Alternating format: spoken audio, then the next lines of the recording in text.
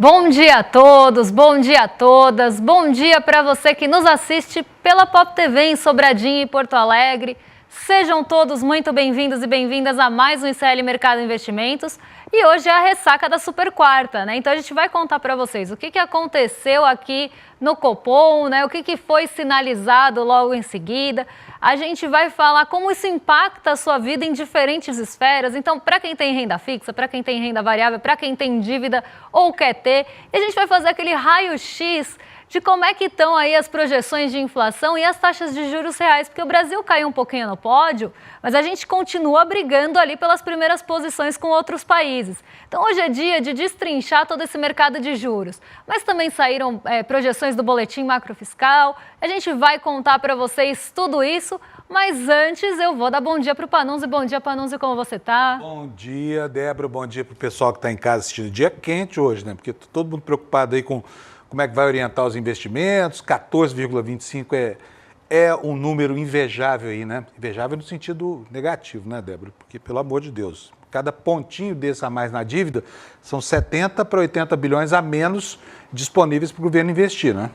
Exatamente. Embora, né, a gente sempre fale, os orçamentos são separados, a gente tem o orçamento primário, a gente tem o orçamento total, mas não deixa de ser um desembolso e um desembolso que vai pesando cada vez mais. A dívida ela vai ficando cada vez mais cara e mais pesada para o governo. Não à toa que a dívida bruta e a dívida líquida, né, uma que exclui os juros ou não, acabam tendo patamares diferentes e a dívida bruta, por mais que ela esteja ali até um pouco mais arrefecida agora, ela continua subindo e continua subindo por um motivo chamado despesa de juros. Então a gente vai explicar tudo isso para vocês hoje, então fica aqui com a gente que o assunto é importante. É isso aí. E vamos começar logo falando disso, Débora? Vamos falar, vamos começar falando de juros, porque é isso, né? Subiu um ponto percentual, sinalização de continuidade de alta, então pode ser que a gente tenha ali uma continuidade nessa alta, porque o mercado quer mais e está pressionando para isso, né? A gente viu ontem as matérias falando ali que poderia ser insuficiente essa alta de juros para 14,25, que poderia vir mais aí alta na sequência, e teve uma sinalização, não ficou divulgada a magnitude nem nada disso, mas que vão ser ali analisados os próximos dados para ver quanto que vai ser a alta ou qual que vai ser o movimento do Copom na próxima reunião. Então, o mercado está conseguindo o que queria, com a pressão tanto nos juros futuros como no Focus e outras projeções, e todas essas notícias também, ali falando de aumento de juros, o mercado parece, Panunzi, que está conseguindo o que queria, que é justamente pressionar o governo para mais pagamento de juros aí. Pois é, né? Aqui nós temos, aqui no negócio, aqui no nosso monitor, as duas manchetes que estão em todos os jornais hoje, né? São duas decisões importantes, dizem respeito ao que o Banco Central decidiu aqui no Brasil, aumentar em 1% e já antecipar que vai aumentar outra vez aí, talvez numa escala um pouco menor. E, enfim, você tem dois movimentos, né, antagônicos aí, porque uma parte acha que é um exagero completo, eu, por exemplo, acho isso, acho que você acha também, né, Débora? 14,25, nós somos a quarta maior taxa de juros do mundo, né, e estamos vivendo hoje uma situação paradoxal. Por quê? Porque nós temos juros aí equivalentes àqueles de 2016, quando a economia estava destroçada, havia um processo de ruptura de crise institucional, e hoje nós não temos nada disso no horizonte. Nós temos indicadores macroeconômicos aqui bastante positivos, né? E tem esse problema da inflação aí, o Banco Central usando a inflação para poder dar de presente esses juros. Mas eu queria pedir para botar aqui a tela do meu monitor aqui na tela, porque tem uma outra manchete que é essa, que a China também tomou ontem uma decisão, né, com relação à atualização da sua taxa de juros. Então, enquanto nós elevamos a nossa Selic em 1 ponto percentual para 14,25% ao ano, o Fed manteve os juros nos Estados Unidos. E na China, a mesma coisa. Sabe quanto é o juro lá para tomador de empréstimo? Olha, é bem baixinho, ali na casa do... Gente, é inacreditável. Você que está pipinado aí na sua empresa, está precisando girar capital para poder, de repente, pagar a despesa aí que você não está conseguindo, precisa investir, você vai pagar 60% para 70% no Brasil. Lá na China é 3,6% no máximo, tá? Aí querem estabelecer uma condição de competitividade entre o Brasil e a China. Me diz como? Como é que o empresário brasileiro vai captar, ainda que com juros incentivados, por exemplo, as linhas do BNDES, que são subsidiadas pelo governo para agricultura, para a troca de frota de caminhões, tudo isso está custando 19% ao ano. Como que se equipa empresas com taxas nessa altura, né?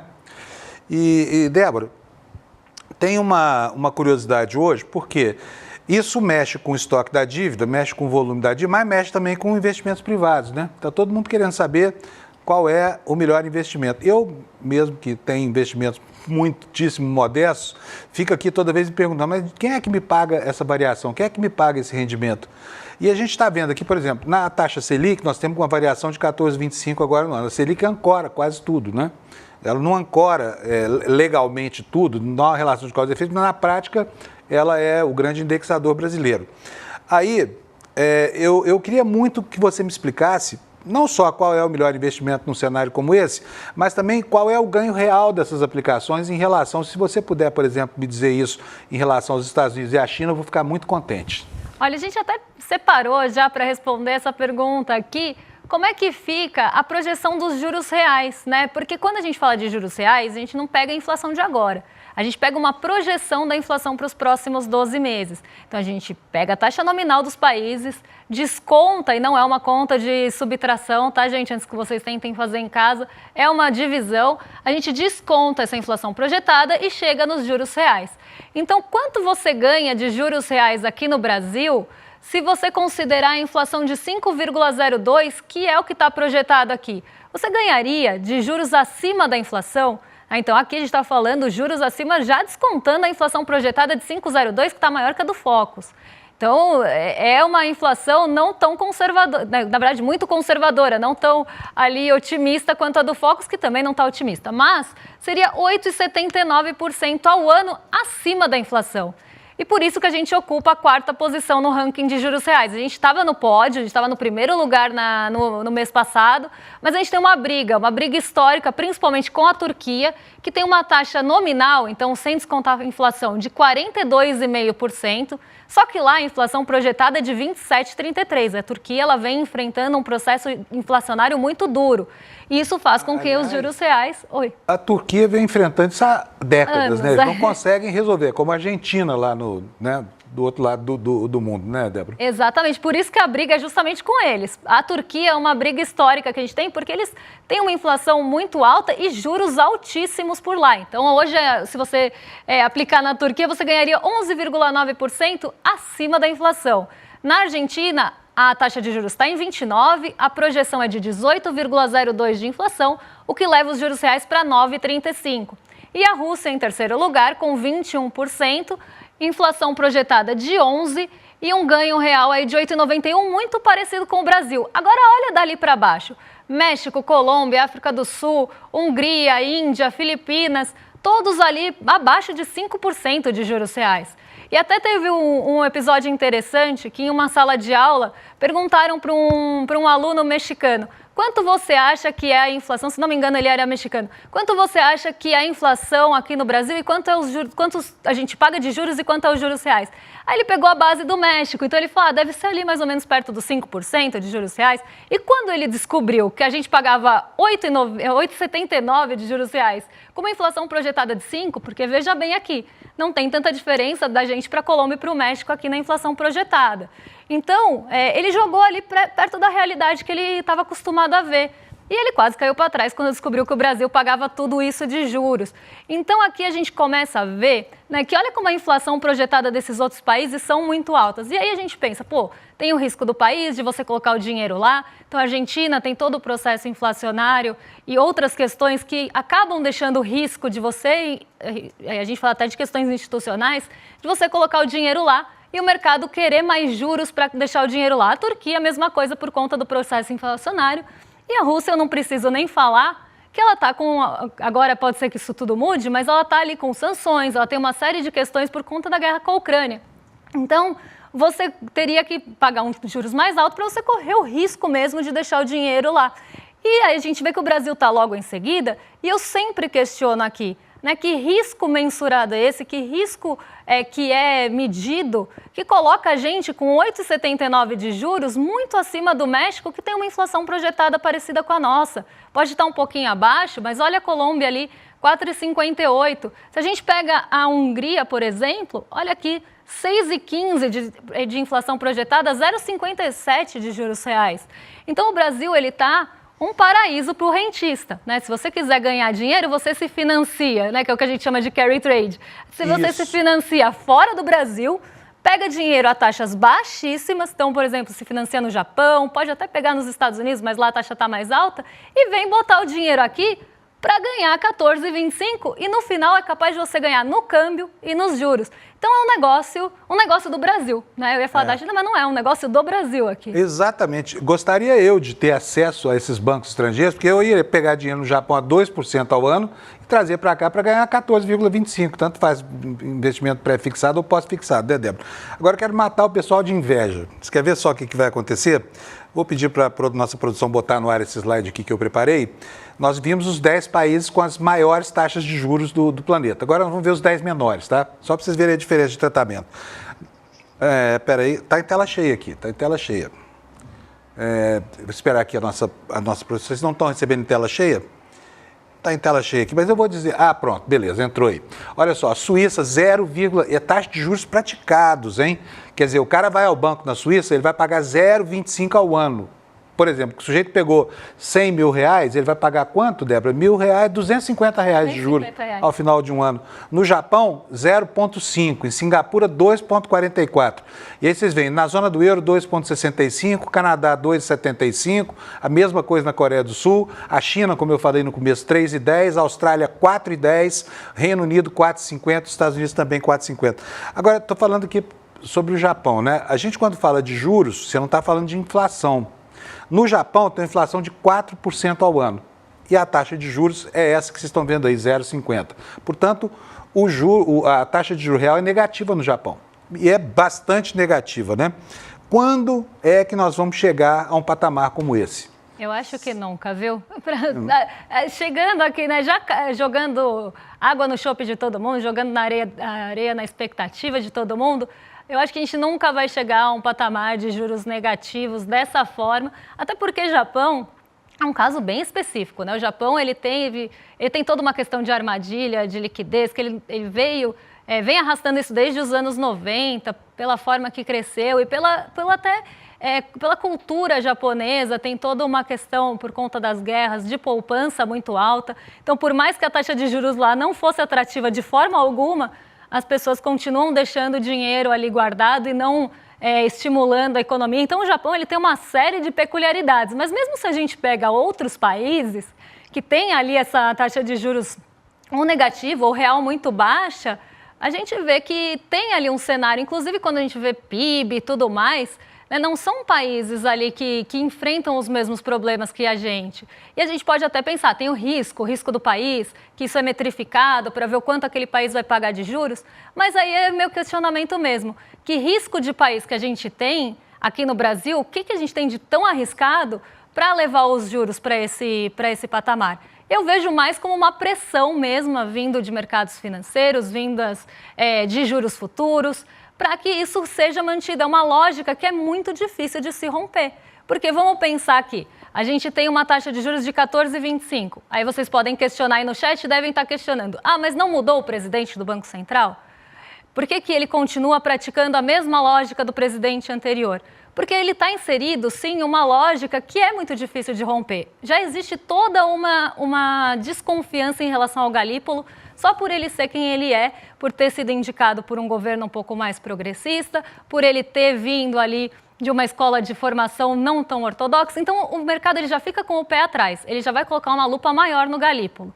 Se o Galípolo tomar qualquer decisão que seja diferente do que o mercado espera, então, por exemplo, a votação divergente ou qualquer sinalização que vá na contramão do que o mercado espera, o mercado vai jogar o dólar lá para cima, vai começar a jogar as expectativas de juros lá para cima e não vai ter como segurar. Isso vai começar a bater primeiro no Tesouro e depois vai bater na taxa Selic também, porque ou vão fritar até ele sair, ou vão fazer com que ele siga ali a lógica do mercado. Então, é uma lógica muito difícil de romper, porque justamente o poder econômico e político está na mão dessas pessoas. E aqui eu não estou passando pano para o Galípolo, mas é uma lógica difícil de se romper, porque ela vem de uma estrutura que, se você fizer diferente, você vai sofrer as consequências disso. Ou vão te tirar, ou o dólar vai para um patamar ali que não dá para segurar. E isso vai começar a bater na vida real das pessoas. E esse é o grande problema. Exatamente, porque impacta o preço das commodities, por exemplo, a soja, né? Impacta o preço da ração, impacta o preço do ovo, que é o alimento, a proteína a qual os brasileiros mais pobres têm acesso. E aí a gente vive falando aqui que o governo é uma cornucópia generosa, né? Sempre vertendo ouro aí para os banqueiros, né, Débora? E é verdade mesmo, quando a gente pega os dados do perfil da dívida pública brasileira, e esses dados estão disponíveis em sites públicos como o Tesouro Transparente, o Siga Brasil. Vou mostrar rapidinho aqui para as pessoas, só para elas terem uma ideia de quem é que se beneficia desse processo todo. Vamos lá para esse slide aqui que eu quero apresentar na minha tela. Espera aí, vou botar a tela cheia aqui, porque realmente aqui minha operação hoje está deficiente aqui.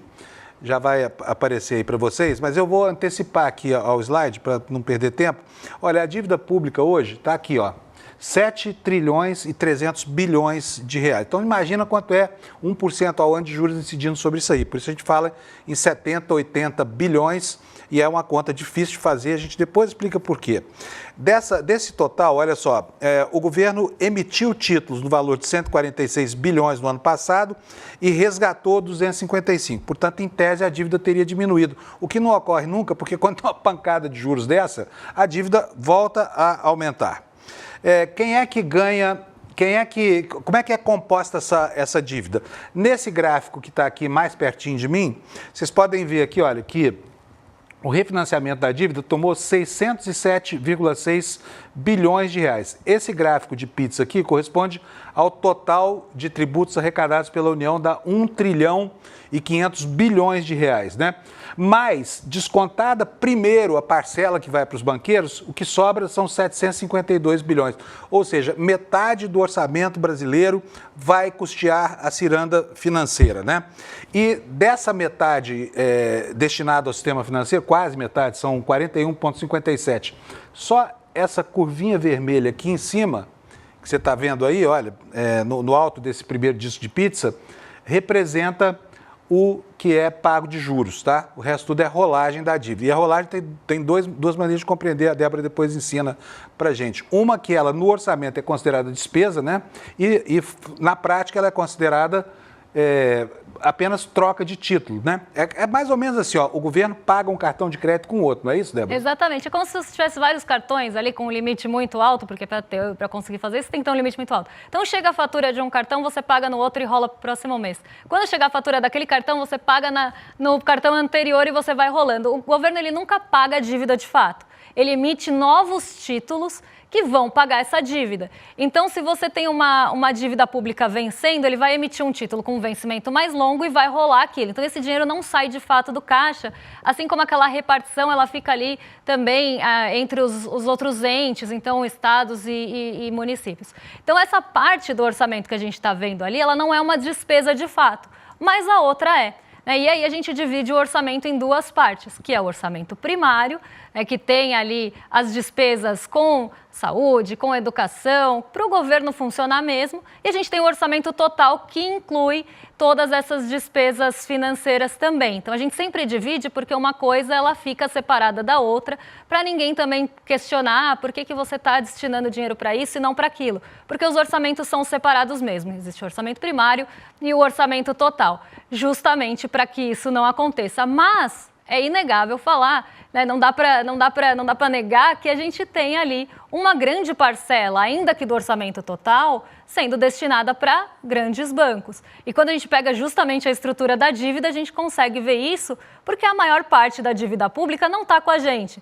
E desculpa de novo jogar areia na expectativa de vocês, mas quando a gente olha a composição da dívida pública, 75,36% está na mão de Previdência, instituição financeira e fundo. Então aqui a gente está falando de mercado. Tem, né? Tem para mostrar. Tem aqui, pode botar aqui na tela, tá aqui, ó. Esses aqui são os donos da dívida, que você vai ver aparecer aqui.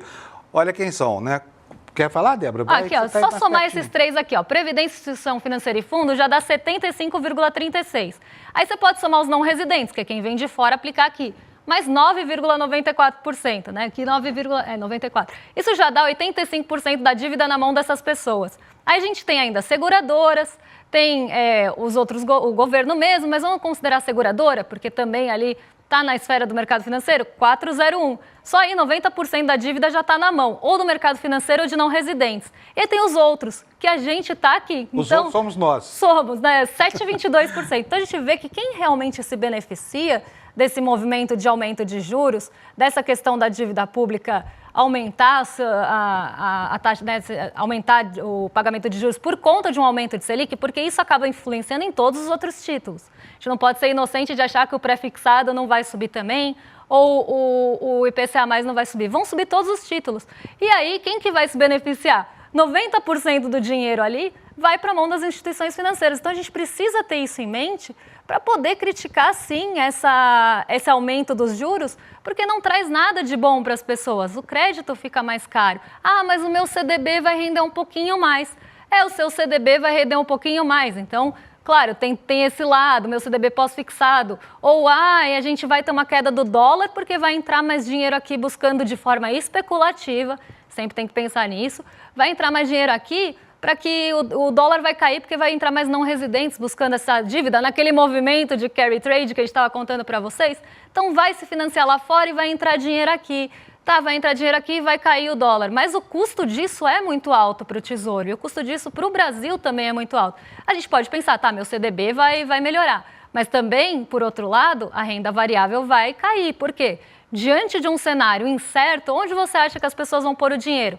No risco da renda variável ou para ganhar no Tesouro sentado num título de 15%? Não preciso nem contar a resposta disso.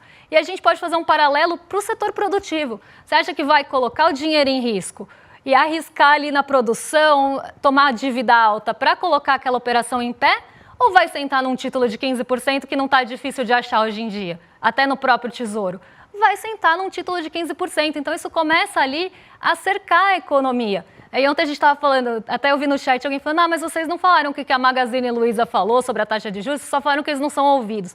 Eu vou contar para vocês, o varejo sofre, então ele já está estrangulado com isso. Ontem a CNI se pronunciou, aí pensando na parte industrial, que também essa taxa está enforcando a indústria. Então, se os setores produtivos estão ficando enforcados, isso vai chegar em você por meio de desemprego ou por meio de uma massa salarial menor e vai acabar trazendo também um custo de crédito mais caro. Então, todo o crédito vai ficar mais caro para você também. Então, por um lado, meu CDB está rendendo mais, mas há um custo altíssimo de todo o setor produtivo, de toda a produção do Brasil e da nossa economia de forma geral. Exatamente. Vou contar até uma historinha aqui para vocês, rápido, para mostrar o impacto disso na realidade. Tem um amigo meu que está vendendo uma casa e comprando outra. Ele vendeu a casa dele, mas teve dificuldade em fechar o contrato com o comprador. Por quê? Porque o comprador quis postergar o máximo possível o pagamento do valor combinado, inclusive na entrada. Por quê? Por 3 milhões de reais, você bota isso no banco hoje, você ofere 40 mil reais sem fazer nada. Então o cara falou, olha, eu vou te pagar o sinal pequenininho, 10% do valor, e o restante pago daqui a 3 meses. Sabe quanto dá em 3 meses essa diferença, Débora? Dá 120 mil reais. Então isso empaca a economia real, além de incidir sobre o preço do defensivo agrícola, do insumo agrícola, essa coisa toda, isso acaba paralisando. Por exemplo, negócios rurais no Brasil não estão acontecendo nesse momento. Por quê? Porque investir em terra exige paciência para que esse retorno, né, aconteça.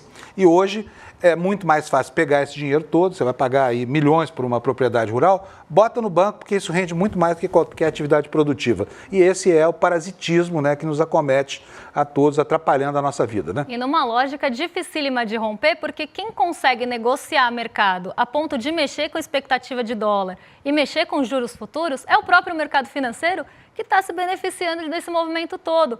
Por isso que eu falo que é uma lógica difícil de romper.